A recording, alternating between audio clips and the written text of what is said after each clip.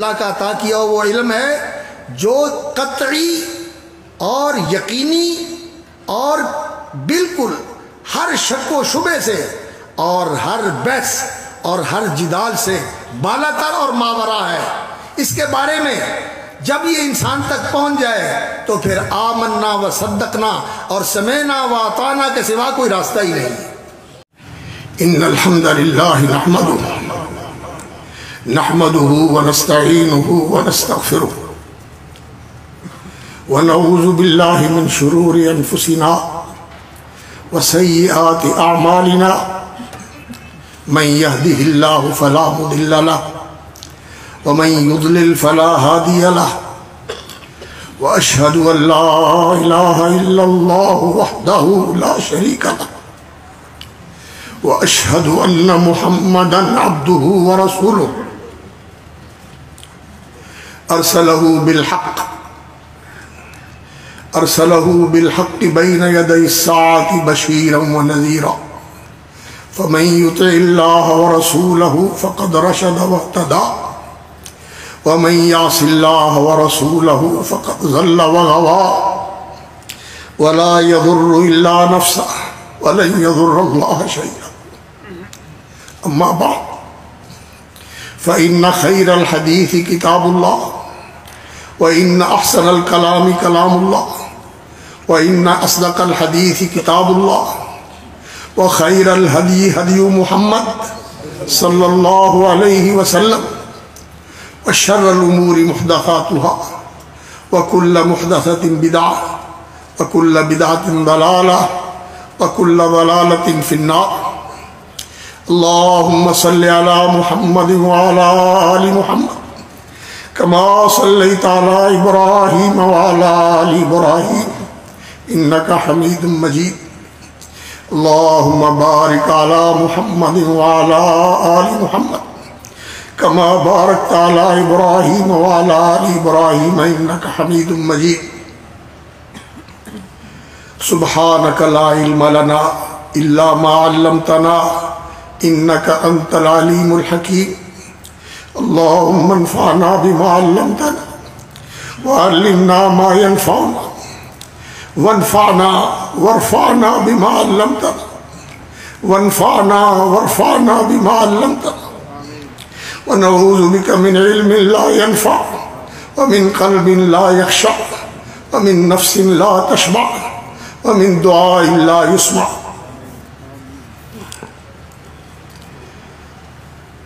میری سند امام بخاری رحمۃ اللہ علیہ تک محترم فضیلت الشیخ اخونا و حبیبنا السید الفاضل العلامہ مولانا عبدالعزیز علوی حافظہ اللہ کی سند کے ساتھ ملتی ہے۔ حضرت حافظ گوندلوی رحمۃ اللہ علیہ کی سند میں نے حافظ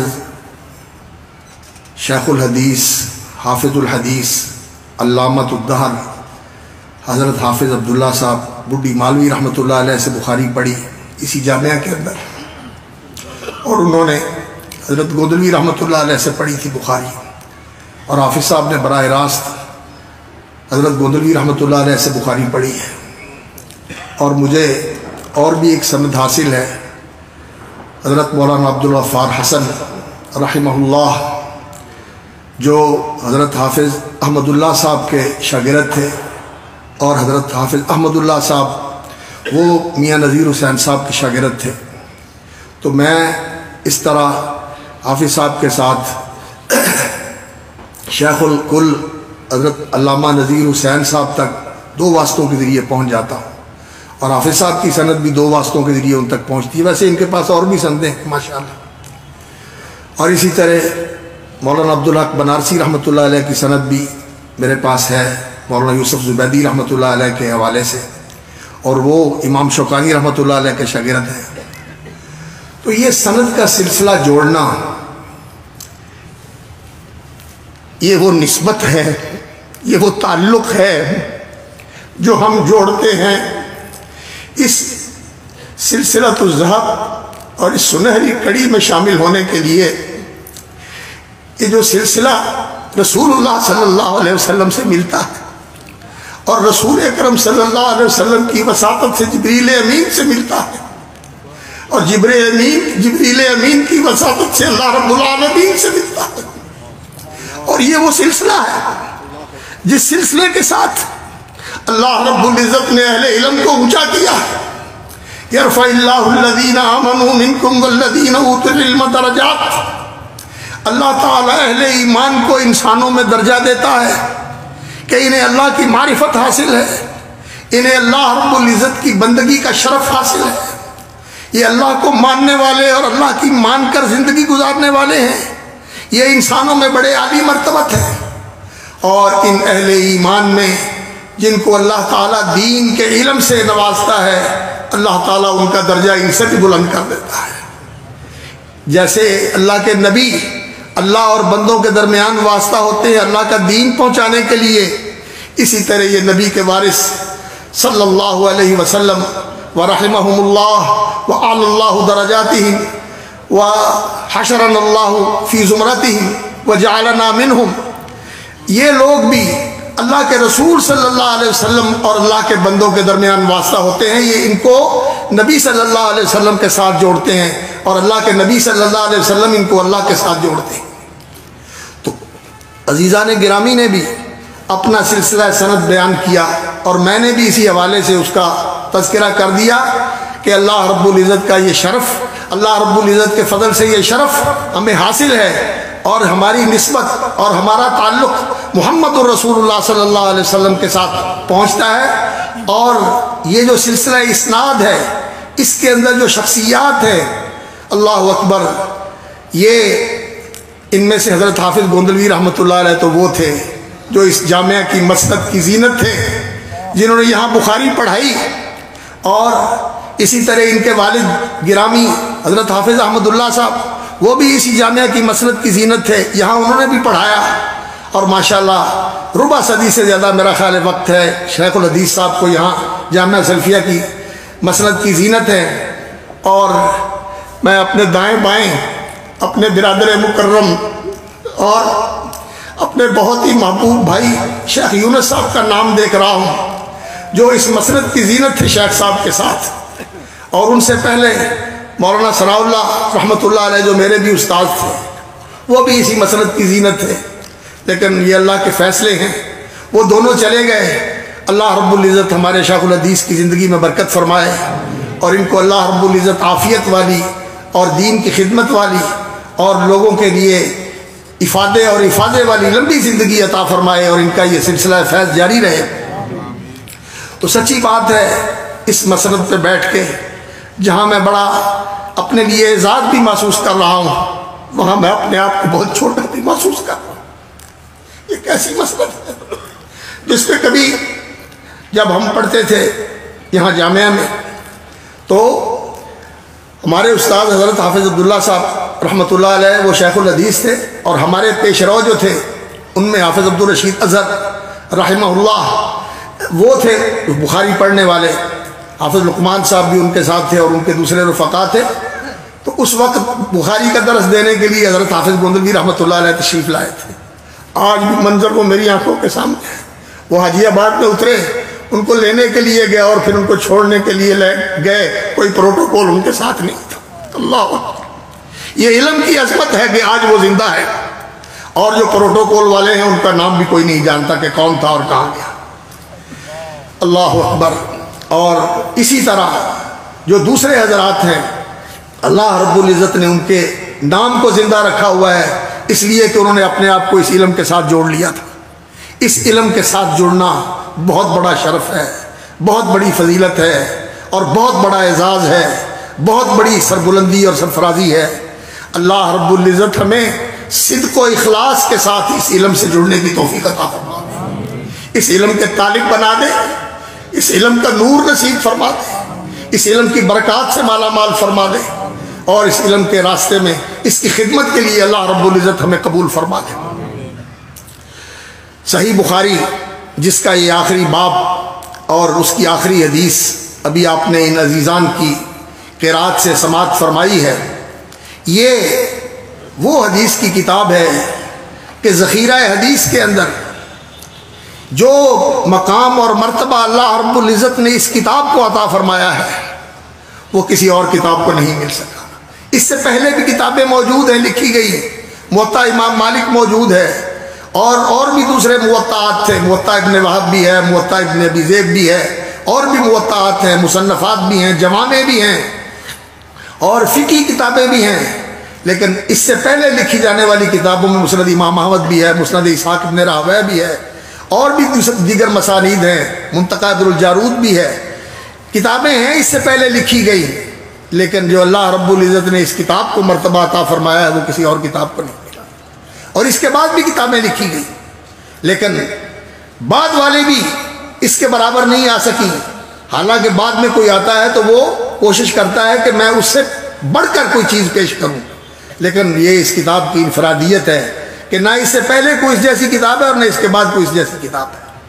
اور میں سمجھتا ہوں کہ اس میں جہاں امام بخاری رحمۃ اللہ علیہ کی علمیت، ان کی فقاہت اور ان کی علمی عمق اور رسوخ اور دین کے اوپر ان کی شمولی نظر اور ان کا دین کا وسیع مطالعہ اور نصوص کا استحضار، جہاں اس چیز کا اثر ہے وہاں سب سے زیادہ جس چیز کا اثر ہے وہ ان کا تعلق باللہ، وہ ان کا اخلاص ہے، وہ ان کی للہیت ہے، وہ ان کا اللہ رب العزت کے ساتھ یہ تعلق ہے جس کا انہوں نے اظہار فرمایا کہ اس کتاب کے اندر 6 لاکھ حدیثوں کا ذخیرہ میرے سامنے تھا، 2 لاکھ ضعیف حدیثیں انہوں نے ازبر کر رکھی تھی تاکہ کوئی غلط چیز کسی غلط فہمی کے اندر وہ میرے ذخیرہ حدیث کے اندر شامل نہ ہو سکے۔ 2 لاکھ غیر صحیح حدیثیں حفظ کی ہوئی تھی اور 1 لاکھ صحیح حدیثیں یاد تھی، اور 6 لاکھ احادیث کا ذخیرہ ان کے سامنے تھا، اور پورا ذخیرہ ان کے سامنے اس طرح تھا جیسے آپ کے کمپیوٹر میں کوئی چیز ہوتی ہے کہ جب آپ کلک کرتے ہیں وہ چیز آپ کے سامنے آ جاتی ہے۔ اللہ رب العزت نے ان کو ایسا ہی فوٹو میموری والا حافظہ دیا ہوا تھا، ہر چیز سامنے موجود تھی۔ اللہ اکبر۔ جیسا کہ ان کا بیان ہے کہ ان سے پوچھا گیا کہ کوئی آدمی ہے جو 2 لاکھ حدیثیں جس کو یاد ہوں، یا 3 لاکھ حدیثیں، کہنے لگے ایسے بھی اللہ کے بندے ہیں کہ کئی لاکھ حدیثیں ان کے سامنے ایسے ہیں جیسے کھلی ہوئی کتاب ہوتی ہے۔ اللہ رب العزت نے ان کو یہ مقام عطا فرمایا تھا۔ تو 6 لاکھ احادیث کے ذخیرے سے انہوں نے انتخاب کیا ہے اس کتاب کا، اور جو حدیثیں اس میں جمع کی ہیں مقررات کے ساتھ 7000 سے زیادہ ہے، اور مقررات کو ختم کر کے 2500 کے قریب بنتی ہیں۔ تو جو انہوں نے انتخاب کیا ہے ان کا اپنا بیان ہے، 16 سال کی مدت اس پہ صرف کی ہے، اور کہتے ہیں کہ میں نے اس کتاب میں جب کسی حدیث کو درج کیا ہے تو اس کے پہلے غسل کر کے، وضو کر کے، اللہ کی طرف رجوع کر کے، صلاۃ الاستخارہ پڑھ کے، صلاۃ الاستخارہ ادا کر کے، اللہ سے دعا کر کے یا اللہ میری شرح صدر فرما دے اور مجھے توفیق عطا فرما کہ میری زبان سے اور میرے قلم سے وہی ثبت ہو جو تیرے نبی سے ثابت ہے۔ یہ اہتمام اور یہ تعلق باللہ اس کتاب کو اس مقام تک لے گیا۔ میرے عزیزوں اور میرے بزرگوں، یہی اس علم کا اختصاص یہ ہے کہ اس علم والوں کو ربانی بناتا ہے یہ علم، اور اس علم والے اگر ربانی بن جائے تو سچی بات ہے کہ واقعتاً یہ نبیوں کے وارث ہیں، اور یہ سب سے بلند و بالا ہے، اور یہ سب سے اونچے اور اعلیٰ ہے، لیکن اس کے لیے یہ ضروری ہے کہ یہ ربانی بن جائے۔ تو امام بخاری رحمۃ اللہ علیہ کا یہ اہتمام، اور پھر اس اہتمام اور اس احتیاط اور اس چھان بین کے التزام کے ساتھ ساتھ انہوں نے یہ کام نہیں کیا کہ جو لکھ دیا اس پر کوئی غرہ ہے، کوئی گھمنڈ ہے، کوئی غرور ہے اور کوئی پندار ہے کہ میں نے بڑا کارنامہ کیا ہے۔ نہیں، جو لکھا اپنے استادوں کی خدمت میں پیش کیا، امام اسحاق کی خدمت میں پیش کیا، احمد ابن حنبل کی خدمت میں پیش کیا، یحییٰ بن معین کی خدمت میں پیش کیا، علی بن مدینی کی خدمت میں پیش کیا کہ یہ میری کاوش ہے، یہ میری کوشش ہے، اس پہ نظر فرمائیں، اور اگر کوئی قابل اصلاح چیز ہے تو اس کی نشاندہی فرمائیں۔ آج یہ روش باقی نہیں رہی اس حلقے کے اندر. دوسروں کی دیکھا دیکھی، ان کی نقالی میں یہ چیز ادھر بھی سرایت کر گئی کہ جس کو 4 حرف کی شناسائی ہو جاتی ہے وہ سمجھتا ہے میں کسی کو کیا سمجھتا ہوں، مجھے مدرسے نے کیا دیا ہے، مجھے استادوں نے کیا دیا. جنہوں نے تمہیں پڑھنا سکھایا، جنہوں نے تمہیں لکھنا سکھایا، حرف اٹھانا سکھایا اور اس کا اعراب تمہیں صحیح بتایا، تو کہتا ہے کہ مجھے کسی نے کیا دیا، تم آ کے پیٹ سے لے کے آ گیا. اس علم کے اندر جو استاذ ہے اس کا ادب نہ ہو اور اس کی عظمت کا اعتراف نہ ہو تو اس علم کے فیض سے محروم ہو جاتا ہے. تو امام بخاری رحمۃ اللہ علیہ یہ کتاب لکھ کر اپنے اساتذہ کی خدمت میں پیش کی اور انہوں نے شاباش بھی دی، دعا بھی کی اور تائید بھی کی. کچھ جگہوں پر انہوں نے اظہار کیا کہ یہاں یہ چیز ہے، لیکن جو حدیث کے جہابذہ، اس کے سیارفہ، اس کے نقادین ہیں، اس کے تاریخ ہیں، انہوں نے چھان بین کے بعد انہوں نے کہا کہ موقف امام بخاری کا زیادہ درست ہے، وہ زیادہ صاحب ہے. ان کی بات یہ اس لیے تھا، اللہ اکبر، کہ ان کے اساتذہ بھی ان کے زمانے میں اعتراف کرتے تھے کہ ہم نے اپنے استادوں سے بھی پڑھا اور بڑے شاگردوں کو بھی پڑھایا. قتیبہ ابن سعید کہتے ہیں کہ میں نے بڑے بڑے مشائخ سے پڑھا اور بڑے بڑے شیوخ الحدیث سارے کتب ستہ کے استاد جو محدثین ہیں ان کے شاگرد ہیں. وہ کہتے ہیں لیکن محمد بن اسماعیل جیسا میری آنکھوں نے نہیں دیکھا. اور امام بخاری رحمۃ اللہ علیہ فرماتے ہیں کہ میں جس کسی استاد کے پاس بھی گیا الحمدللہ میں نے ان سے فیض اٹھایا، لیکن انہوں نے بھی مجھ سے کچھ نہ کچھ حاصل کیا، کچھ فائدہ میں نے بھی ان کو پہنچایا. ہاں ایک استاذ میرے ایسے ہیں کہ جن کی خدمت میں گیا تو وہاں جا کر میں نے کہا کہ میرا استاد ہے اور میں شاگرد ہوں. میں نے اپنے آپ کو چھوٹا پایا، استصغرت نفسی، اپنے آپ کو کمتر سمجھا. اور وہ کون ہے؟ وہ ہے علی بن عبداللہ المدینی رحمۃ اللہ علیہ، امام العلل. ان کی کتابیں ہم تک نہیں پہنچ پائیں، صرف ایک چھوٹا سا نسخہ پہنچا ہے علل کا، باقی ان کی کتابیں ہم تک نہیں پہنچ پائیں. لیکن امام بخاری رحمۃ اللہ علیہ ان کے شاگرد تھے. تو کہتے ہیں کہ میں نے وہاں اپنے آپ کو چھوٹا محسوس کیا. تو وہ بات ان تک بھی پہنچ گئی کہ لوگوں نے جا کے ان کو بتا دیا کہ بخاری نے یہ آپ کے بارے میں کہا ہے. کہنے لگے اس کی بات کو رہنے دو، بخاری جیسا کوئی بھی نہیں ہے. اللہ اکبر. استاذ نے اعتراف کیا، یہ مقام تھا ان کا، لیکن اس کے باوجود اپنے اساتذہ کا احترام اور ان کا ادب اور ان کی تعظیم، یہ چیز ہے جو انسان کو اونچا کرتی ہے. اس راستے میں عظمت تواضع سے ملتی ہے، اعتراف سے ملتی ہے، کسر نفسی سے ملتی ہے، اور ترفع اور پندار اور بڑا بننے سے اللہ تعالیٰ نیچا کر دیتے ہیں، اللہ تعالیٰ نیچا کر دیتے ہیں.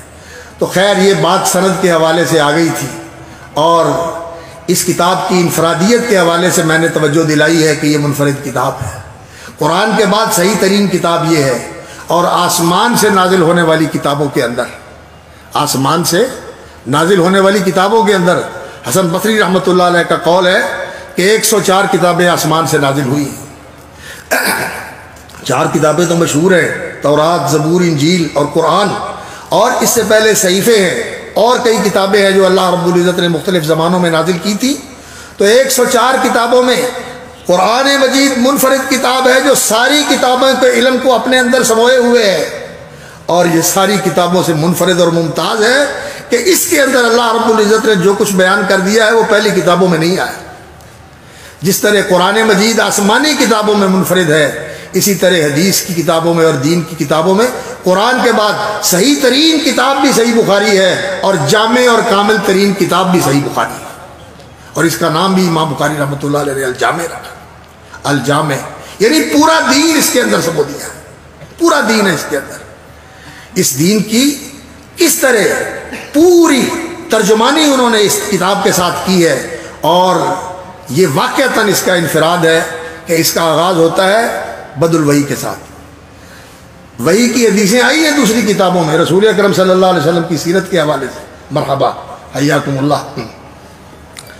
تو میرا خیال ہے میرا مختصر کر دوں، ڈاکٹر صاحب آگے. نہیں اچھا.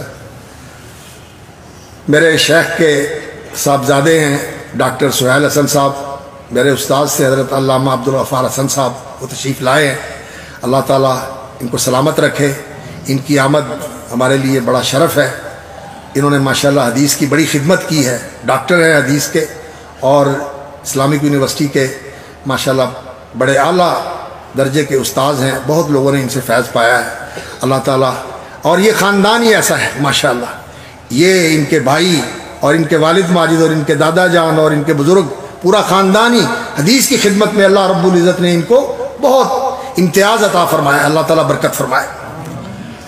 تو میں عرض کر رہا تھا کہ یہ کتاب الجامع ہے اور اس کا انداز ایسا ہے کہ اور یہ انداز کہیں آپ کو نہیں ملے گا.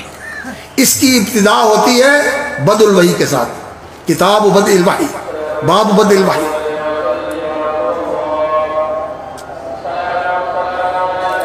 اذان کا یہ ادب ہوتا ہے کہ خاموشی سے سننی چاہیے اور اس کا جواب دینا چاہیے.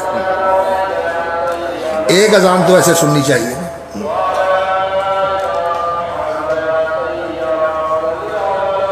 اللہم صلی علی محمد وعلی آل محمد وبارک وسلم.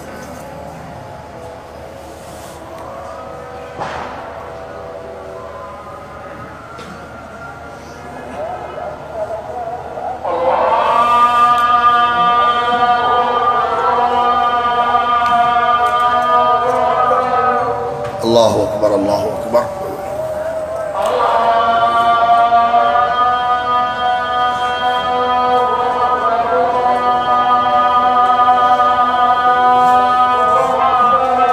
اللہ اکبر، اللہ اکبر.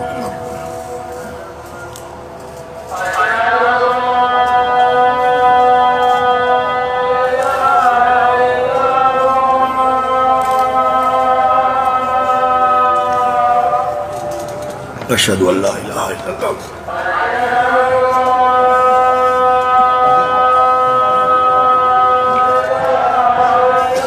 پانی والی بوتل.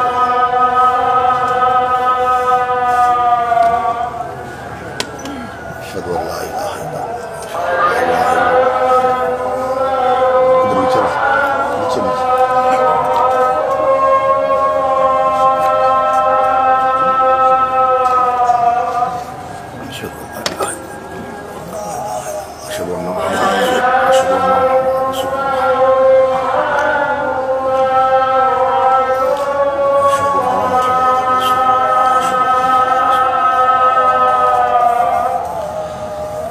وانا اشهد ان لا اله الا الله وحده لا شريك له واشهد ان محمدا عبده ورسوله رضيت بالله ربا وبالاسلام دينا وبمحمد صلى الله عليه وسلم رسولا.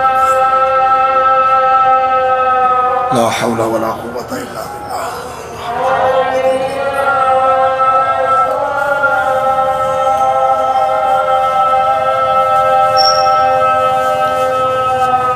لا حول ولا قوة الا بالله.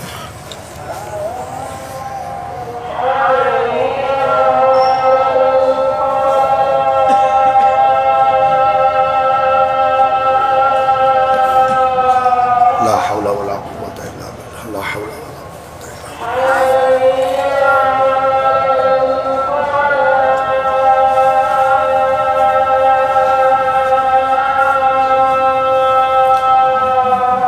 لا حول ولا قوة.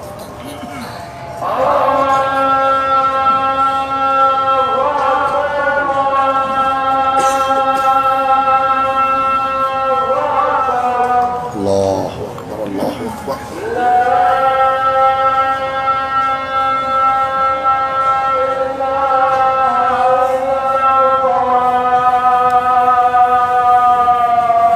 لا إله إلا الله. اللهم صل على محمد وعلى آل محمد كما صليت على إبراهيم وعلى آل إبراهيم إنك حميد مجيد. اللهم بارك على محمد وعلى آل محمد كما باركت على إبراهيم وعلى آل إبراهيم إنك حميد مجيد. اللهم رب هذه الدعوة التامة والصلاة القائمة آت محمدا الوسيلة والفضيلة وابعثه مقاما محمودا الذي وعدته. اس موقع کی مناسبت سے میں اپنے عزیز طلباء کے لیے، چونکہ یہ طلباء کی مجلس زیادہ ہے اور علم کے ساتھ متعلقین اس مجلس کے اندر زیادہ تشریف فرما ہے، اور میں اس بات کا اظہار اس لیے بھی کرنا چاہتا ہوں کہ ماشاءاللہ کبار اہل علم موجود ہیں. اگر میری بات غلط ہوگی تو وہ میری اصلاح بھی فرما دیں گے. عزیزان گرامی، دین ادب کا نام ہے. اللہ کے نام کا ادب، اللہ کے کلام کا ادب، رسول اللہ صلی اللہ علیہ وسلم کی حدیث کا ادب، یہ اللہ کے شعائر ہیں، یہ اللہ کو یاد دلانے والی چیزیں ہیں، ان کی تعظیم کرنا یہ دل کے تقوی کا اظہار ہے، اور اس دل میں اللہ کی عظمت کا اظہار ہے کہ اس دل میں اللہ کی عظمت ہے۔ اس لیے ہمیں اذان کہیں سے بلند ہو اس کا احترام کرنا چاہیے، اس کی تعظیم کرنی چاہیے۔ اور یہ جو آپ بعض لوگوں سے سنتے ہیں کہ انہوں نے اس کا اظہار کیا کہ اس کی کیا حیثیت ہے، اذان تو وہی ہے نا جو حضرت بلال نے کہی تھی اور جو اللہ رب العزت کے فرشتے نے سکھائی تھی، اور دعوت تو وہی ہے نا جو رسول اکرم صلی اللہ علیہ وسلم نے اس کے بارے میں کہا کہ یہ دین کی مکمل دعوت ہے۔ اس لیے جو لوگ تنگ نظری کے ساتھ اس طرح کی بات کرتے ہیں وہ بہت ہی بے سمجھ، ناسمجھ اور نادان ہے، انہوں نے جانا نہیں ہے کہ دین کیا ہے اور دین سکھاتا کیا ہے۔ اس لیے اپنے دل کے اندر دین کی محبت، دین کا ادب اور دین سے ساتھ جو جڑی ہوئی چیزیں ہیں ان کی تعظیم پیدا کرو، اور جو دین کی خدمت کرنے والا ہے اس کے بارے میں بھی اپنی زبانوں کو کنٹرول کرو، اس کے بارے میں اپنی زبانوں کو بے لگام کرنا اور تبصرے کرنا، اس سے گریز کریں۔ اگر کوئی غلطی بھی ہے اس کی تو اس کی غلطی کی اصلاح کے لیے کوئی ایسا طریقہ اختیار کرے جو اصلاح کا باعث ہو۔ صرف کسی کی توہین کرنا اور کسی کی تذلیل اور تحقیر کرنا یہ اہل علم کا طریقہ نہیں ہوتا، یہ کام ہمیں نہیں کرنا چاہیے۔ ہمارے لوگوں کا کام اصلاح ہے اور لوگوں کو دین کی طرف بلانا ہے اور دین کے قریب کرنا ہے، اور دین والوں کو بدنام کر کے لوگوں کی دلوں کے اندر اور لوگوں کے اذہان کے اندر دین کو بے قدر اور دین کو بے قیمت بنانا یہ ہمارا کام نہیں ہے۔ آج اس چیز کی پاسداری اور اس چیز کا التزام نہیں ہوتا، اور اس کے بہت منفی اثرات ہیں۔ بلکہ آج کل تو یہ ہے کہ شاگرد جو ہیں وہ استاذوں کے بارے میں زبان کھولتے ہیں، اور جنہوں نے جس جگہ پرورش پائی ہے اور جس جگہ انہوں نے آنکھ کھولی ہے اور اس کے احسانات کے نیچے دبے ہوئے ہیں، انہی کی جڑیں کاٹنے کے لیے وہ کھڑے ہو جاتے ہیں اور تیار ہو جاتے ہیں۔ ایسا کفران کا اور ایسا ناشکری کا اور ایسا محسن کشی کا دور ہے جس کے اندر ہم جی رہے ہیں۔ اللہ رب العزت ہمیں ہدایت دے اور ہماری اصلاح فرمائے۔ اللہ اکبر۔ تو میں عرض یہ کر رہا تھا کہ امام بخاری رحمۃ اللہ علیہ نے اس کتاب کا آغاز بد الوحی سے کیا ہے، اس لیے کہ دین کی بنیاد وحی کے اوپر ہے۔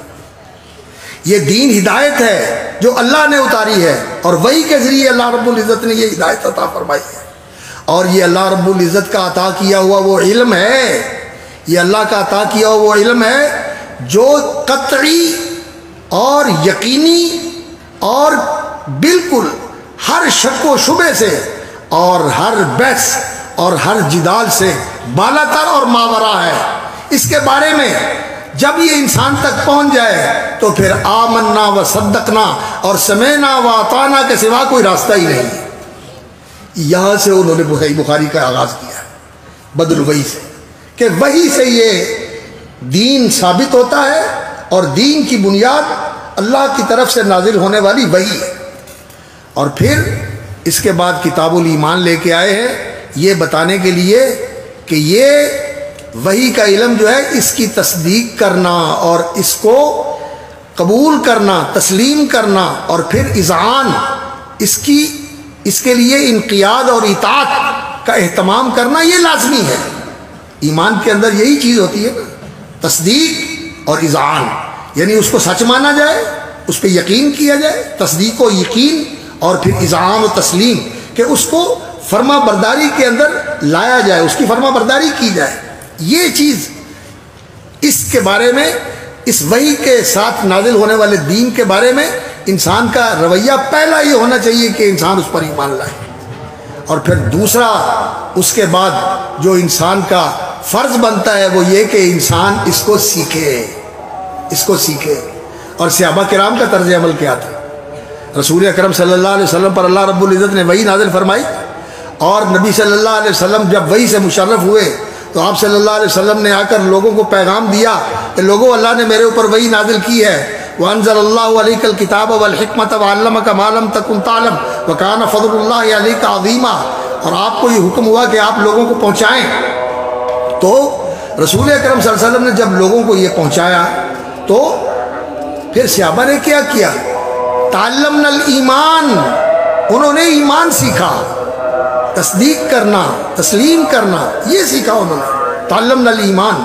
اور پھر اس کے بعد اس کو سیکھنا، ثم تعلمنا القرآن، پھر اس علم کو سیکھنا اور جاننا، یقین اور ایمان پہلے اس کے اندر پیدا کرنا ہے کہ جو کچھ ہے یہ حق ہے، سچ ہے، اور یہ اللہ کی طرف سے ہم اس کو مانتے ہیں، اور پھر اس کو جاننا اور سیکھنا، اور پھر آگے ساری اس کی تفصیل ہے جو کتاب الوضو اور کتاب الغسل اور کتاب الحیض، کتاب التیمم، کتاب الصلاۃ، مواقیت الصلاۃ، اذان، پوری تفصیلات ہیں۔ پورا دین جو ہے وہ اس کتاب کے اندر امام بخاری رحمۃ اللہ علیہ نے بیان کیا ہے، اور صرف عبادات ہی نہیں، عبادات کی پوری تفصیلات کے ساتھ معاملات بھی، بیع و شراء کے، نکاح و طلاق کے، فقہ الاسرہ، اور اس طرح پھر جہاد، جنگ، صلح، اور اسی طرح بین الاقوامی مسائل، محاربہ، حدود، تعزیرات، قضاء، عدالت، جتنے بھی پہلو ہیں زندگی کے، دین نے اس کے اندر کیا رہنمائی کی ہے، یہ پوری رہنمائی انہوں نے اس کتاب کے اندر جمع کر دی ہے۔ 100 کتابیں ہیں اس کتاب کی، 100 کتابیں ہیں اس کتاب کی، اور ابواب جو ہے وہ 3889 ہے، 3889 ابواب ہے اس کتاب کے اندر۔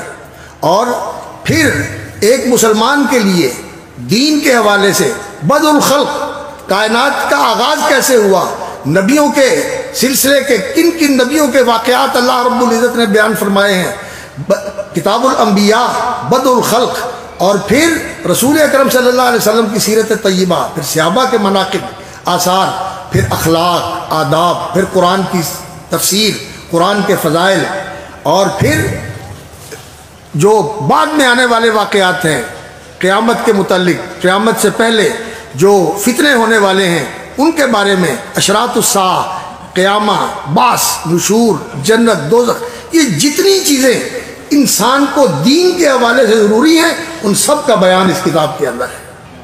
اور پھر اللہ اکبر، کتاب الفتن کے بعد کتاب التمنی لے کے آئے ہیں کہ انسان جو کچھ بھی کرتا ہے بہرحال دل کے اندر آرزویں اور تمنائیں جو ہیں وہ ناآسودہ رہ جاتی ہیں، پوری نہیں ہوتی۔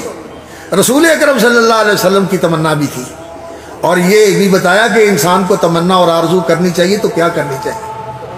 تمنا اور آرزو کرے انسان تو کس چیز کی کرے، جو رسول اکرم صلی اللہ علیہ وسلم نے کی تھی، اور جس تمنا اور آرزو کی نبی صلی اللہ علیہ وسلم نے تحسین فرمائی ہے، جس کے بارے میں فرمایا ہے کہ تمنا کرنی ہو تو یہ کرنی چاہیے، یہ امام بخاری رحمۃ اللہ علیہ اس کتاب کے اندر لے کے آئے۔ یعنی ایسی منفرد کتاب ہے یہ کہ آپ کو یہ چیز کسی اور کتاب میں ملے گی نہیں۔ رسول اکرم صلی اللہ علیہ وسلم کی تمنا کیا تھی؟ رسول اکرم صلی اللہ علیہ وسلم کی تمنا یہ تھی کہ اللہ تعالیٰ مجھے یہ سعادت نصیب کرے کہ میری زندگی اللہ کے راستے میں قربان ہو جائے، پھر مجھے زندگی ملے، پھر میں قربان ہو جاؤں، پھر زندگی ملے، پھر میں اللہ کے راستے میں اپنی جان دے دوں۔ یہ تھی رسول اکرم صلی اللہ علیہ وسلم کی تمنا۔ اور ساتھ ہی وہ آیت لے کے آئے، وَلَا تَتَمَنَّوْا مَا فَضَّلَ اللَّهُ بِهِ بَعْضَكُمْ عَلَىٰ بَعْضٍ۔ آج جو عورتیں مرد بننے کے جنون کے اندر وہ کہتی ہے کہ ہم نے مردوں کا مقابلہ کرنا ہے بلکہ مردوں کی جگہ لینی ہے، وہ اپنا میدان چھوڑ کے مردانگی اختیار کرنے کے لیے بےتاب ہیں، اور ماشاءاللہ جو ہمارے مرد ہیں یہ کہتے ہیں کہ ہم نے زنانے بننا ہے۔ کیا ہے یہ زنانہ بن؟ انا للہ و انا الیہ۔ اور سٹائل بھی اسی طرح کے بنانے، لباس بھی اسی طرح کا بنانا، اور بلکہ المیہ یہ ہے کہ ایسا طبقہ معاشرے کے اندر موجود ہے اور وہ جانا پہچانا موجود ہے جو آپس میں ہم جنسی کا ارتکاب کرتے ہیں۔ عورتیں کہتی ہیں کہ ہم مردوں کے ساتھ نہیں، عورتوں کے ساتھ شادی کریں گی، اور مرد کہتے ہیں کہ ہم مردوں کے ساتھ ہم جنسی کا تعلق قائم کریں گے۔ یہ مسلمان معاشرے کے اندر اس طرح کی آوازیں اور اس طرح کے رجحانات دکھائی دیتے ہیں۔ یہ کس قدر آوارگی اور کس قدر بے راہ روی ہے، اور کتنی پستی اور کتنی ذلت ہے جس کے اندر انسانی معاشرہ مبتلا ہو گیا۔ تو امام بخاری رحمۃ اللہ علیہ نے فرمایا کہ ایسی چیزوں کی تمنا نہیں کرنی چاہیے، جس کو اللہ رب العزت نے جہاں رکھا ہوا ہے اس پر الحمدللہ کہنا چاہیے۔ ہاں اگر تمنا کرنے کی چیز ہے تو یہ ہے کہ جس کو اللہ نے دین کا علم دیا ہے، قرآن کا علم دیا ہے، حدیث کا علم دیا ہے، اس کی تمنا کرنی چاہیے کہ اللہ مجھے بھی اس جیسا عالم بنا دے، ماشاءاللہ یہ دائیں بائیں دین کے طالب بیٹھے ہوئے ہیں اور طلب کا ایک مرحلہ انہوں نے مکمل کیا ہے، اور ابھی بڑا لمبا مرحلہ طلب علم کا باقی ہے جو آپ نے طے کرنا ہے اور سر کرنا ہے، اور علم کے اندر گہرائی اور رسوخ پیدا کرنا ہے۔ دین کے طالب ہیں، اس علم کے حامل بھی ہیں اور طالب بھی ہیں اور جویا بھی ہیں اور متلاشی بھی ہیں۔ ان جیسے بننے کی کوشش کرنی چاہیے، یا پھر ان جیسے بننے کی کوشش کرنی چاہیے جو دین کے اوپر خرچ کرتے ہیں، اور اللہ کا دیا ہوا مال اللہ نے جو دیا ہے، نبی صلی اللہ علیہ وسلم کے الفاظ یہ ہیں، صلّۃ اللہ علی حلقتی، اس مال کے لٹانے کے اوپر اللہ ان کو مقرر کر دیتا ہے، وہ اس کو ادھر خرچ کرتے ہیں، ادھر خرچ کرتے ہیں، ادھر خرچ کرتے ہیں، ادھر خرچ کرتے ہیں۔ یہ لوگ ہیں، ان جیسے بننے کی تمنا کرنی چاہیے۔ اور باقی جو کردار ہمارے سامنے ہے، ہماری سیاست اور ہماری جو ایلیٹ کلاس ہے، ان کی جو زبان ہے اور ان کا جو رویہ ہے اور ان کی جو اخلاق ہیں اور ان کی جو پستیاں ہیں، یہ جو کچھ ہیں یہ ایسی ہیں کہ اللہ رب العزت سے دعا کرنی چاہیے کہ اللہ اس سے بچائے، اور شکر کرنا چاہیے کہ اللہ نے ہمیں بچایا ہوا ہے، الحمدللہ الحمدللہ الذی عافانا۔ ان کو دیکھ کر ان جیسا بننے کی کوشش کرنا اور یہ رشک کرنا کہ مجھے اللہ تعالیٰ ان جیسا بنا لے، یہ پھر بہت ہی الٹی سوچ ہے۔ ان کے بارے میں تو اللہ رب العزت نے یہی فرمایا، لا تمدن عینیک الی ما متعنا به ازواجا منهم ولا تطع من اغفلنا قلبه عن ذکرنا واتبع هواه۔ نہ ان کی بات مانے، نہ ان کی طرف نگاہ اٹھا کے دیکھیں، نہ ان کی طرف نگاہ اٹھا کے دیکھیں۔ میرے عزیزوں، میں آپ کو جو بات کہہ رہا ہوں، درس تو شیخ الحدیث صاحب نے آپ کو دیا ہوا ہے، آپ نے ان سے پڑھا ہوا، وہ علمی باتیں آپ نے وہاں سنی ہیں۔ میں تو آپ کو نصیحت کی بات کر رہا ہوں، پلے باندھنے والی بات بتا رہا ہوں، جو آپ کی پوری زندگی آپ کے لیے آویزہ گوشت بھی رہے اور حفظ جان بھی رہے اور پیش نگاہ بھی رہے۔ اس کو بھولو نہ، اس دین کی قدر کرو اور اس دین کے اندر رسوخ پیدا کرنے کی کوشش کرو اور اس دین کے عمل کو اپناؤ۔ تو امام بخاری رحمۃ اللہ علیہ نے پھر اس کے بعد کتاب الاعتصام بالکتاب والسنہ اور پھر کتاب التوحید لے کر آئے ہیں۔ اور توحید جو ہوتی ہے، اللہ اکبر، توحید جو ہوتی ہے، دین کا نقطہ آغاز بھی یہ ہے اور دین کا نقطہ ارتقاء اور نقطہ کمال بھی یہ ہے۔ یہاں سے دین شروع ہوتا ہے اور یہیں پہ دین ختم ہوتا ہے۔ لا الہ الا اللہ دین کی آغاز کا دین کی ابتدا اور دین کا آغاز ہے، اور لا الہ الا اللہ اس دین کی انتہا ہے۔ کتاب التوحید کے اوپر اس کتاب کو ختم کیا ہے، اور اس توحید کے اندر امام بخاری رحمۃ اللہ علیہ نے، اللہ اکبر، توحید ربوبیت بھی بیان فرمائی ہے، توحید الوہیت بھی بیان فرمائی ہے، اور توحید الاسماء و صفات بھی بیان فرمائی ہے۔ توحید الاسماء و صفات سے اللہ کی معرفت حاصل ہوتی ہے، اور توحید ربوبیت سے انسان کو یہ پتہ چلتا ہے کہ اس رب کا میرے اوپر کیا احسان ہے، اس نے مجھے کیسے پیدا کیا، میری کیسے پرورش کی، کیسے میری نگہبانی کر رہا ہے، اور کیسے میری روزی رسانی کا اس نے انتظام کیا ہوا ہے، اور کیسی اس کی رحمتیں اور عنایتیں قدم قدم پہ میرے ساتھ ہیں، اور کس طرح وہ میری زندگی کے اندر میری حفاظت بھی فرماتا ہے اور میرا سہارا بھی بنتا ہے اور میرے لیے راستے بھی نکالتا ہے۔ یہ ربوبیت کی توحید جو بندے کو اللہ کے سامنے جھکاتی ہے، اور پھر اللہ کی معرفت اس کے اسماء و صفات کے ساتھ، اور اس اسماء و صفات کے باب میں انسان اپنی عقل کو لے کے آئے، اپنے ماحول سے عقل کے گھوڑے دوڑا کر ایک پیمانہ قائم کر لے، ایک قاعدہ اور ضابطہ مقرر کر لے، اور پھر اللہ رب العزت کے لیے ان کو فٹ کرنے لگے کہ اللہ کے لیے یہ ہو سکتا ہے، یہ نہیں ہو سکتا، یہ نہیں ہو سکتا۔ نہیں، تیری عقل و معرفت بھی ناقص، اور تیرے یہ قیاس اور پیمانے اور تیرے ضابطے یہ بھی بالکل ناقص اور سطحی۔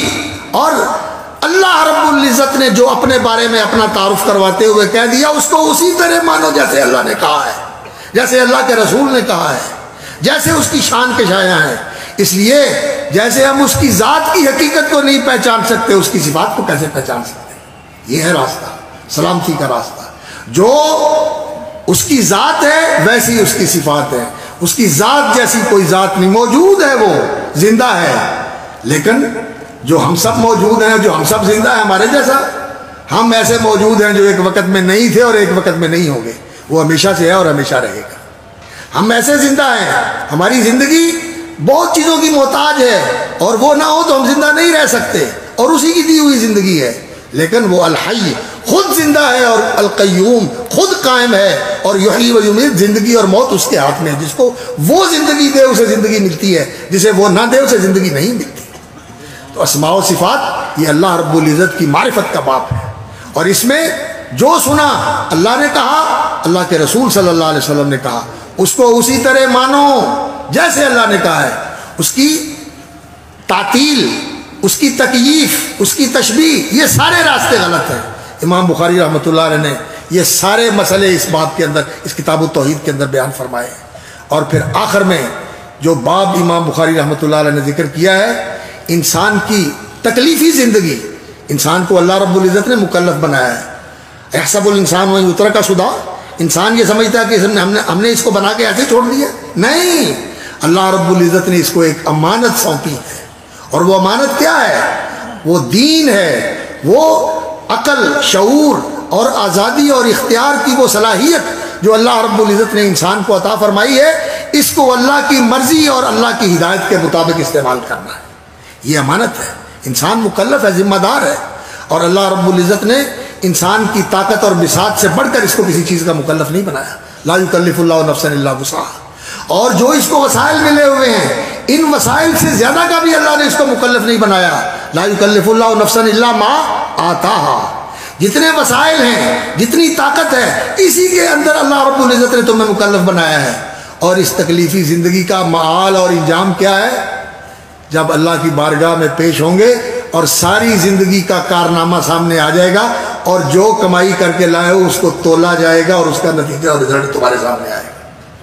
یہ وہی سے ابتدا ہوتی ہے، اور تکلیفی زندگی کے سارے مراحل بیان کرنے کے بعد کتاب التوحید بیان کر کے، یہ توحید وہ مرکزہ ہے، یہ نیوکلس ہے جس کے گرد پورا دین گھومتا ہے، اور جس کے اوپر پورے دین کی عمارت قائم ہے۔ اور آخری مرحلہ جو آنے والا ہے وہ وزن اعمال کا ہے۔ باب قول اللہ تعالی ونضع الموازین القسط لیوم القیامہ وان اعمال بنی آدم وقولهم یوزن۔ اللہ اکبر۔ اور امام بخاری رحمۃ اللہ علیہ کی یہ بہت ہی منفرد عادت اور ان کی سنت ہے کہ وہ قرآن مجید کی آیت لے کے آتے ہیں، یا کوئی حدیث کا ٹکڑا لے کے آتے ہیں، اس کو باب کا عنوان بناتے ہیں، یا کسی صحابی اور تابعی کا کوئی قول لے کے آتے ہیں، اس کو بنیاد بنا کر پھر اس کے مطابق حدیث لے کر آتے ہیں۔ تو قرآن کی آیت بھی جب منتخب کرتے ہیں تو بڑی جامع آیت منتخب کرتے ہیں۔ شروع میں بھی جو وحی کے لیے آیت منتخب کی، وہ بھی وحی کے بارے میں اور انبیاء اور رسل کے سلسلے کے بارے میں قرآن کا جامع ترین مقام ہے سورۃ النساء کا، انا اوحینا الیک کما اوحینا الی نوح والنبیین من بعدہ۔ اور اسی طرح یہاں وزن اعمال کے بارے میں جو مقام قرآن مجید کا سب سے جامع مقام ہے، وَنَضَعُ الْمَوَازِينَ الْقِسْطَ لِيَوْمِ الْقِيَامَةِ وَنَضَعُ الْمَوَازِينَ الْقِسْطَ لِيَوْمِ الْقِيَامَةِ فَلَا تُظْلَمُ نَفْسٌ شَيْئًا وَإِنْ كَانَ مِثْقَالَ حَبَّةٍ مِّنْ خَرْدَلٍ أَتَيْنَا بِهَا وَكَفَىٰ بِنَا حَاسِبِينَ۔ یہ آیت لے کے آئے ہیں امام بخاری رحمۃ اللہ علیہ، اور اس کے اندر یہی ہے کہ اللہ رب العزت اعمال کو تولے گا، ان اعمال بنی آدم وقولهم یوزن۔ تو جب اللہ رب العزت نے فرمایا ہے وَنَضَعُ الْمَوَازِينَ الْقِسْطَ اور الْوَزْنُ يَوْمَئِذٍ الْحَقُّ، اور من ثقلت موازینہ فهو فی عیشۃ راضیہ واما من خفت موازینہ فامہ ہاویہ۔ اللہ رب العزت نے یہ باتیں بتائی ہیں، ان کو اسی طرح ماننا ہی سلامتی کا راستہ ہے۔ کیوں؟ اس لیے کہ اللہ نے کہا ہے۔ کیسے؟ اللہ جانتا ہے۔ کیوں تو پوچھ سکتے ہو، اور آپ کو ملے گا جواب کہ اللہ کا فرمان ہے، لیکن کیسے؟ یہاں کیسے نہیں ہے، یہاں دنیا کے اندر کیوں اور کیسے دونوں چلتے ہیں۔ کیوں؟ اس لیے کہ یہ ایسے کہہ رہا ہے، اور کیسے اس کو جانچو پرکھو۔ لیکن جو دین کی بات ہے، وحی کی بات ہے، اس کی لیبارٹی کی تصدیق اور سرٹیفکیٹ کی ضرورت نہیں، اور فزکس اور میتھمیٹکس کی مساوات کے ساتھ اس کو مبرہن اور ثابت کرنے کی اور مدلل کرنے کی ضرورت نہیں ہے۔ اس کی سند پہلی اور آخری اور سب سے اونچی سند یہی ہے کہ یہ اللہ کا فرمان ہے، یہ اللہ کے رسول کا فرمان ہے صلی اللہ علیہ وسلم۔ ساری دنیا غلط ہو سکتی ہے، ان کے سارے اندازے غلط ہو سکتے ہیں، ان کے سارے تجربے غلط ہو سکتے ہیں، جو وہ دیکھ رہے ہیں وہ بھی غلط ہو سکتا ہے، دھوکہ ہو سکتا ہے۔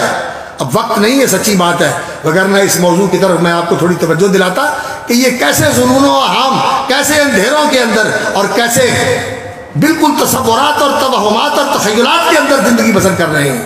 لیکن یہ جو علم ہے جو اللہ نے آپ کو دیا ہے، وحی کا علم، قرآن کا علم اور حدیث کا علم، یہ العلم بھی ہے اور الحق بھی ہے.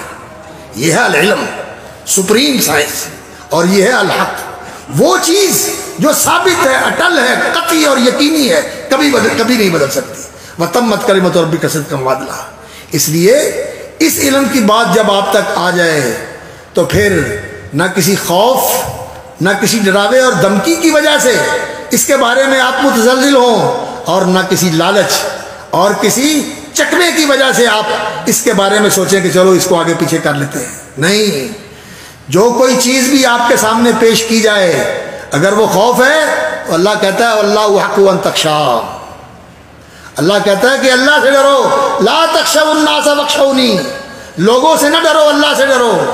اور اگر کوئی دنیا کا لالچ دے کے آپ کو کہتا ہے کہ میرے پاس آ جاؤ، تو اللہ تعالیٰ کہتا ہے اِنَّا لَنَالُ الْآخِرَةَ وَالْأُولَىٰ، دنیا بھی میرے پاس ہے، آخرت بھی میرے پاس ہے. من کان یرید ثواب الدنیا، اور دنیا کا بدلہ چاہتے ہو، عند اللہ ثواب الدنیا والآخرہ، اللہ تمہیں دنیا اور آخرت دونوں دینا چاہتے ہیں. تو صرف دنیا کے لیے آخرت پہ لات مار رہا ہے. اس لیے نہ کسی کے چکمے میں آؤ، اور نہ کسی کے لالچ میں آؤ، اور نہ کسی کے ڈراوے اور کسی کی دھمکی میں آؤ. تو اس کو مانو اور اس کی قدر و قیمت کو پہچانو، اور قدر و قیمت کو پہچان کر پھر اس پر عمل کرو. اللہ اکبر. تو امام بخاری رحمۃ اللہ علیہ نے یہ باب قائم کر کے یہ مسئلہ ثابت کیا ہے کہ اعمال کا اور اقوال کا وزن ہونے والا ہے. اور پھر امام بخاری رحمۃ اللہ علیہ نے ایک اور بہت بڑی بات یہاں ذکر کی، وہ عربی زبان کی انفرادیت اور عربی زبان کا امتیاز، کہ جس طرح مکہ ام القرآن ہے، اسی طرح یہ قرآن مجید یہ ام الکتب ہے، یہ ساری کتابوں کی جامع کتاب ہے. اور یہ عربی زبان جو ہے یہ ام الالسنہ ہے، یہ ساری زبانوں کی ماں زبان ہے. ساری زبانیں اسی سے نکلی ہیں. کئی لوگ کہتے ہیں کہ عجمی الفاظ جو ہیں وہ قرآن مجید میں موجود ہیں. بہت سارے اہل علم کا یہ خیال ہے، لیکن علامہ ابن جریر رحمۃ اللہ علیہ اور امام ابو عبیدہ معمر ابن المثنیٰ جو بہت بڑے لغت کے امام ہیں، انہوں نے کہا جب قرآن یہ کہتا ہے کہ وَإِنَّهُ لَتَنزِيلُ رَبِّ الْعَالَمِينَ نَزَلَ بِهِ الرُّوحُ الْأَمِينُ عَلَىٰ قَلْبِكَ لِتَكُونَ مِنَ الْمُنذِرِينَ بِلِسَانٍ عَرَبِيٍّ مُبِينٍ إِنَّا جَعَلْنَاهُ قُرْآنًا عَرَبِيًّا لَعَلَّكُمْ تَعْقِلُونَ. تو آپ کہیں کہ قرآن میں عجمی الفاظ ہیں، بات بنتی نہیں ہے. قرآن عربی میں ہے. ہاں جو دوسری زبانیں ہیں وہ بھی عربی سے نکلی ہیں، اور ان میں کوئی ایسے الفاظ ہیں جو بگڑ کر وہاں استعمال ہوتے ہیں، لیکن وہ عربی سے نکل کے وہاں گئے ہوئے ہیں. تو امام مجاہد رحمۃ اللہ علیہ، مجاہد ابن جبر بہت بڑے تابعی ہیں اور تفسیر کے امام ہیں. حضرت عبداللہ ابن عباس رضی اللہ تعالیٰ عنہ سے انہوں نے کہتے ہیں میں نے 3 دفعہ قرآن ان کے سامنے پیش کر کے ان سے قرآن کا سبق لیا. اور آپ تو ہر سال یہ مطالبہ کرتے ہیں کہ بخاری کو مختصر کر دو، مدت تعلیم کو مختصر کر دو، سال گھٹا دو، سال گھٹا دو، سال گھٹا دو. عبداللہ ابن وہب رحمۃ اللہ علیہ امام مالک رحمۃ اللہ علیہ کے پاس حدیث پڑھنے کے لیے آئے مصر سے. 20 سال بیٹھ کے امام ابن وہب نے امام مالک رحمۃ اللہ علیہ سے حدیث کا درس کیا، اور پھر ایسے شاگرد بنے کہ امام مالک رحمۃ اللہ علیہ کہتے تھے عبداللہ تم میرے ساتھ مسرت کے میرے پاس بیٹھ، میرے ساتھ بیٹھ. یہ شرف ملا ہو. اور امام مجاہد ابن جبر کہتے ہیں کہ میں نے 3 دفعہ ایک ایک آیت کے اوپر حضرت عبداللہ ابن عباس سے پوچھ کر ان سے قرآن کی تعلیم لی ہے، اور ایک ایک آیت کی تفسیر ان سے سیکھی. 3 دفعہ پڑھا ان سے. اور ہمارے استاذ بتایا کرتے تھے کہ حضرت حافظ صاحب رحمۃ اللہ علیہ کے پاس طلبہ بخاری پڑھنے کے لیے 2 دفعہ پڑھ کے تیسری دفعہ وہاں جا کے پڑھتے تھے، اور کئی ایسے بھی طلبہ تھے جو 2 دفعہ 3 دفعہ حافظ صاحب کے پاس پڑھے کرتے تھے بخاری. میرے دور کی بات ہے. حضرت شاہ اکرم شاہ صاحب رحمۃ اللہ علیہ انہوں نے 3 دفعہ بخاری پڑھی. ہمارے دوستوں میں اس وقت بھی حیات ہے ماشاءاللہ حافظ ریاض صاحب، انہوں نے 3 دفعہ بخاری پڑھی. حافظ امین صاحب اڑا والے انہوں نے 2 دفعہ بخاری پڑھی. اور آپ لوگوں کے پاس حوصلہ ہی نہیں ہے. کیا جلدی پڑی ہوئی ہے آپ لوگوں کو؟ اس علم کے لیے اپنے آپ کو فارغ کیجیے، اس علم کے لیے فارغ کر دیجیے آپ کو. اس سے بڑی صحبت کوئی نہیں ہے کہ آپ رسول اکرم صلی اللہ علیہ وسلم کی مجلس میں ہو. امام بخاری رحمۃ اللہ علیہ نے طلباء کو حدیثیں لکھوائیں، بہت حدیثیں لکھوائیں. اور بعد میں پھر جب دیکھا کہ ذرا طلباء تھکن کا شکار ہو گئے ہیں تو فرمانے لگے تم مکتاہٹ اور تھکن کا شکار ہو گئے ہو، لیکن تمہیں مبارک ہو، اپنے نصیب پہ فخر کرو. تم کس مجلس میں تھے؟ حدیثیں لکھ رہے تھے.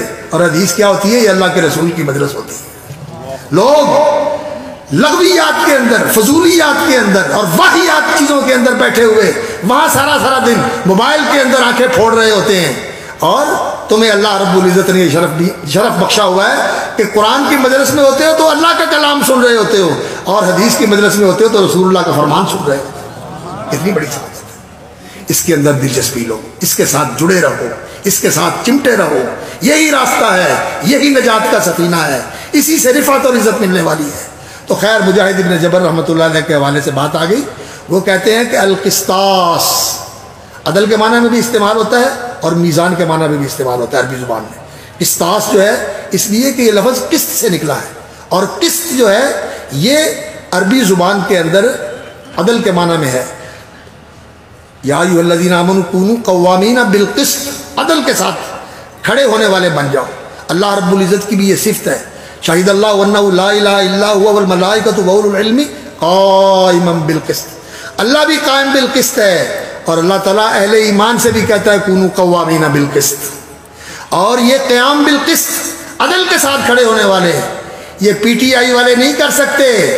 یہ قیام بالقسط اگر ہو سکتا ہے تو اسی دین کے ساتھ ہو سکتا ہے، رسولوں کے مشن کے ساتھ ہو سکتا ہے، رسولوں کے منہج اور ان کی دعوت کے ساتھ ہو سکتا ہے، جس کے بارے میں اللہ نے فرمایا تھا وَلَقَدْ أَرْسَلْنَا رُسُلَنَا بِالْبَيِّنَاتِ وَأَنزَلْنَا مَعَهُمُ الْكِتَابَ وَالْمِيزَانَ لِيَقُومَ النَّاسُ بِالْقِسْطِ۔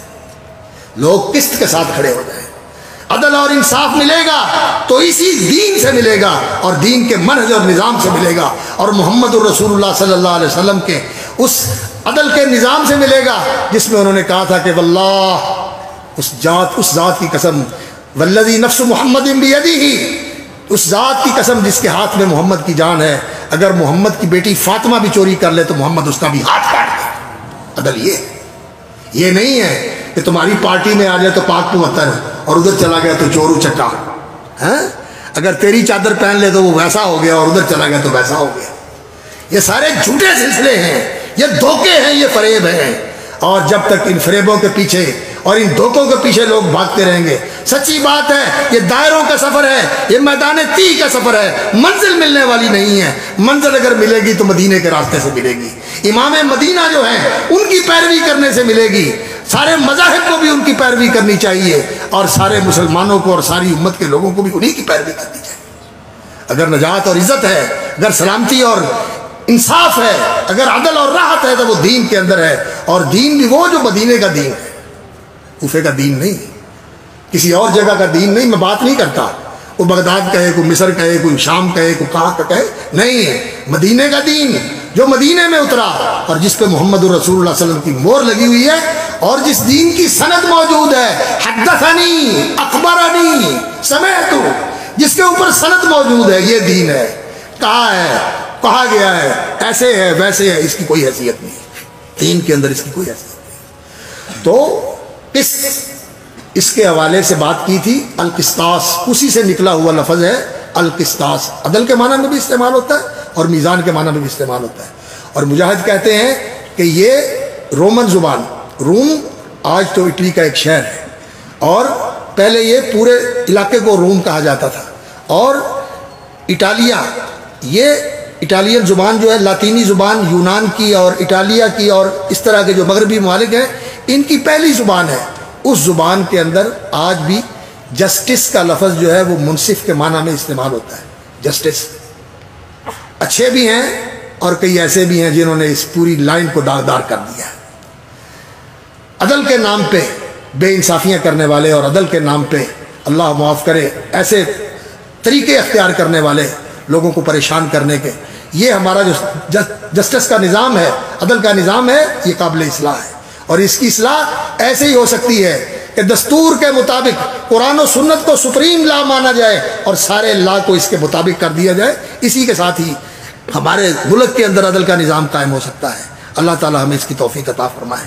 تو امام بخاری رحمۃ اللہ علیہ نے مجاہد ابن جبر کا یہ قول نقل کیا کہ العدل بالرومیہ، رومی زبان میں جسٹس کا لفظ جو ہے قاف سے گاف، جو اہل علم یہاں موجود ہیں وہ انہوں نے سنا ہے کہ جو سودانی ہے وہ قاف کا گاف بنا دیتے ہیں اور گاف کی جیم بن جاتی ہے، تو قاف جو قسط ہے اس سے جسٹس عدل کے معنی میں یہ استعمال ہوتا ہے رومن اور لاطینی زبان کے اندر، اور اسی سے یہ دوسری زبانوں میں جرمنی کے اندر اور فرانسیسی کے اندر اور انگریزی کے اندر اور دوسری زبانوں کے اندر بھی یہ لفظ قریب قریب اسی معنی میں استعمال ہوتا ہے۔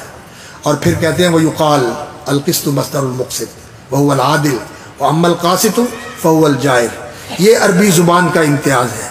قاسطا یقسط، قسطن اس کا معنی ہے عدل کرنا، اور قاسطا یقسط قسوطن اس کا معنی ہے ظلم کرنا، یعنی مصدر کے بدلنے سے قسط اگر مصدر ہو تو اس کا معنی عدل ہے، اور اگر قسوط مصدر ہو تو اس کا معنی ظلم بن جاتا ہے۔ اور پھر امام بخاری رحمۃ اللہ علیہ نے اس نقطے کی وضاحت کی، اور عربی زبان کی یہ نزاکت ہے کہ زبر زیر سے ہماری زبان میں بھی فرق پڑ جاتا ہے، ہماری زبان میں بھی فرق پڑ جاتا ہے۔ کھو اور کھو کا فرق ہوتا ہی ہے نا، کھو اور کھو، کھو بھی ہوتی ہے اور کھو بھی ہوتا ہے اور کھے بھی ہوتی ہے، فرق پڑ جاتا ہے۔ یہ زبانوں کے اندر نزاکت ہوتی ہے، اور عربی زبان میں تو بہت ہی زیادہ نزاکت ہے۔ لفظ کا مخرج بدلنے سے معنی بدل جاتا ہے، اس کی حرکت بدلنے سے بدل جاتا ہے، اور اس کو پر کرنے سے اور اس کو نرم اور رقیق پڑھنے سے بھی اس کے اندر تبدیلی آ جاتی ہے۔ تو عربی زبان کے اندر بڑی نزاکت ہے۔ تو انہوں نے اس کی طرف اشارہ کر کے پھر وہ اپنی سند بیان کرتے ہیں۔ حدثنا احمد بن اشکاب قال حدثنا محمد بن فضیل عن عمارة بن القعقاع عن ابی زرعۃ عن ابی ہریرہ رضی اللہ تعالی عنہ۔ احمد بن اشکاب عن محمد بن فضیل بن غزوان اور عن عمارة بن القعقاع عن ابی زرعہ عن ابی ہریرہ رضی اللہ تعالی عنہ۔ 5 سلسلے ہیں، 5 واسطے ہیں، خماسی سند ہے یہ نبی صلی اللہ علیہ وسلم کے درمیان اور امام بخاری کے درمیان۔ اور ساڑھی سند کتنے افضل واسطے ہیں حضرت شیخ الحدیث صاحب؟ ہماری سند کے کتنے واسطے ہیں گنے جے؟ 17 واسطے ہیں، ہمارے واسطے 17 ہیں، ہم 17 واسطوں سے نبی صلی اللہ علیہ وسلم تک پہنچتے ہیں۔ اور امام بخاری رحمۃ اللہ علیہ کی ثلاثی سند بھی ہے، جو سب سے لمبی ہے، ان کی تسائی ہے 9 واسطوں کے ساتھ، اور یہ جو سند ہے یہ خماسی ہے 5 واسطوں کے ساتھ۔ اور ویسے ان کی بخاری کے اندر جو سند ہے وہ ثلاثی ہے، 3 واسطوں کے ساتھ وہ نبی صلی اللہ علیہ وسلم تک پہنچ جاتے ہیں۔ ان کا زمانہ بڑا مبارک زمانہ تھا، لیکن آج بھی وہ لوگ جو اس سلسلے کے ساتھ جڑ جاتے ہیں، یہ حسن اولئک رفیقا، یہ اس قافلے کے ساتھی ہیں جن کا ساتھ بڑی قسمت کی بات ہے اور بڑی سرفرازی کا معاملہ ہے، بہت اونچا شان ہے کہ اللہ تعالیٰ اس زمرے میں شامل فرما دے۔ تو امام بخاری رحمۃ اللہ علیہ نے سند کے ساتھ حدیث بیان کی، اور سند کے بغیر اور حوالے کے بغیر کسی چیز کی کوئی حیثیت نہیں۔ قرآن کا حوالہ ہونا چاہیے یا حدیث کا حوالہ ہونا چاہیے، اور حدیث ہو تو اس کی سند ہونی چاہیے۔ اور پھر امام بخاری رحمۃ اللہ علیہ نے جو حدیث بیان کی، حدثنا ابو قال عن ابی ہریرہ رضی اللہ تعالی عنہ قال قال النبی صلی اللہ علیہ وسلم کلمتان حبیبتان الی الرحمن خفیفتان علی اللسان ثقیلتان فی المیزان سبحان اللہ وبحمدہ سبحان اللہ العظیم۔ یہ حدیث، اس کے اندر جو چیز بیان کی گئی ہے، میں علمی باتیں جو ہیں وہ ان کو نظر انداز کرتا ہوں، وقت بھی نہیں ہے، اور ڈاکٹر صاحب بھی ماشاءاللہ تشریف فرما ہے، اور شیخ صاحب نے کہا تھا کہ بس بات جو ہے نا مختصر کرنی ہے، وقت تو میرا ختم ہو گیا، لیکن بس میں 2-3 باتیں کر کے بات ختم کرنے کی طرف جا رہا ہوں۔ اس کے اندر جو چیز بیان کی ہے وہ یہ ہے کہ اللہ رب العزت کو یہ کلمات بہت ہی محبوب کلمات ہیں، ان کے اندر اللہ رب العزت کی تسبیح اور اللہ رب العزت کی حمد کا بیان ہے۔ اللہ رب العزت وہ ذات ہے جو ہر نقص اور عیب سے پاک ہے۔ تسبیح یہ اللہ کی شان کے شایع ہے، اور یہ اسی کا استحقاق ہے کہ وہ ہر نقص اور عیب سے پاک ہے۔ تو تسبیح کا کلمہ اللہ رب العزت کو بہت محبوب ہے۔ اللہ نے خود بھی اپنی تسبیح فرمائی ہے، سبحان اللہ۔ ابھی قاری صاحب نے جو تلاوت کی تھی سورۃ الحشر کی آخری آیتوں کی، سبحان اللہ، یہ اللہ کا تعارف ہے، اور اللہ رب العزت کی تسبیح ہے اس کے اندر، اور یہ اس سورت کا حصہ ہے جس سورت کے اندر یہ آتا ہے کہ سبح للہ ما فی السماوات و ما فی الارض، پوری کائنات اللہ کی تسبیح کر رہی ہے، سبحان اللہ سبحان اللہ، اور الحمدللہ وبحمدہ، اللہ کی تعریف کے ساتھ اللہ کی حمد، اس لیے کہ خوبیاں اور کمالات اور احسانات، نوازشات اور انعامات صرف اللہ کی طرف سے ہیں اور کوئی نہیں ہے۔ ہر ایک کے اندر نقص اور عیب ہے، اگر بے نقص اور بے عیب ذات ہے تو وہ صرف ایک اللہ رب العزت کی ذات ہے، ایک اللہ رب العزت کی ذات ہے۔ محتاجی ہی سب سے بڑا نقص ہے نا، ساری مخلوق محتاج ہے۔ یسألہ من فی السماوات والارض کل یوم هو فی شان، فرشتے ہوں، نبی ہوں، ولی ہوں، جتنے بھی ہیں سب اللہ کے فقیر اور محتاج، اور وہ سب سے بے نیاز الصمد، الغنی الصمد، سب اس کے در کے سوالی اور اس کو کسی کی پرواہ نہیں. تو یہ بھی ایک نقص ہے جس کے اندر ساری مخلوق شریک ہے. اور عدم سے وجود میں آنا، پہلے نہیں تھے پھر آئے، اور یہ بھی ہو سکتا ہے کہ جب اللہ رب العزت چاہے انہیں ختم کر دے. تو اس لیے عیوب ان کے اندر ہے، یعنی کمزوریاں ہیں، کمیاں ہیں، لیکن اللہ رب العزت کی ذات ہر عیب سے پاک ہے. تو تعریف بھی اسی کے لیے ہے، نواز شاد بھی اسی کے لیے ہے. یہ کلمے اللہ رب العزت کو بہت محبوب ہیں، اور جو بندہ یہ کلمے بولتا ہے اللہ اس کے ساتھ بھی محبت کرتے ہیں، اور صرف محبت کر کے چھوڑ نہیں دیتے اللہ رب العزت. اللہ رب العزت اس کے ان کلمات کو اپنا لیتے ہیں، اور یہ ہوتے تو کلمات ہیں جو ہوا میں تحلیل ہو جاتے ہیں لیکن ختم نہیں ہوتے.